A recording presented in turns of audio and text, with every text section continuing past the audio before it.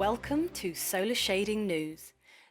This edition will focus on what you need to consider for the effective control of glare with fabric blinds. You should always be able to clearly see objects in a room without daylight creating glare and making it difficult. This is known as visual comfort. The most common form of glare is that experienced on VDU screens where a much lower light level is needed. Light is measured in lux, and at a workstation the comfortable light level is 500 lux. On a bright day, the sun can generate 100,000 lux, and even when it's cloudy can still be as much as 10,000 lux. This means you have to control a lot of light.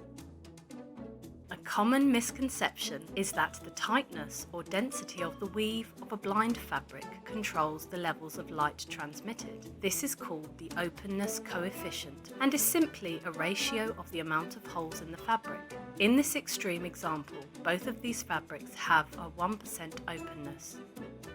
The correct measure for the amount of light that we receive through a blind is called visual light transmittance, or TVIS, which takes into account all the properties of the fabric. TVIS is affected by a variety of factors, including colour, thickness, as well as the density of the weave and coatings on the fabric. For an office environment, a suggested light transmittance for solar shading for a highly exposed workplace would be 5% or less. And for a moderately exposed workplace, the suitable shading would be between 5 and 10%. A light transmittance of 10% or possibly more would be suited to north-facing workplaces. Here we see the difference using a light or dark fabric had on the light transmittance. Light transmittance will affect glare, room temperature, and the view to the outside, and therefore the overall comfort of the room occupants. When selecting your fabric, although typically a darker colour is effective for glare control, it is likely to be not as effective for heat rejection, and if the material is too dense, artificial lighting may need to be used during the daytime, obviously wasting energy.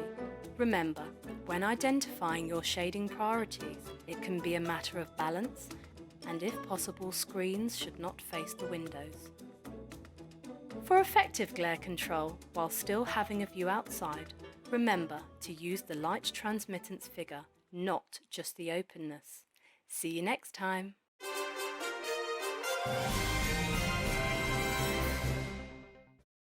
To find out more about controlling glare with fabric blinds, visit www.shadespecifier.org.uk. And don't forget to consider the child safety requirements of any internal window covering.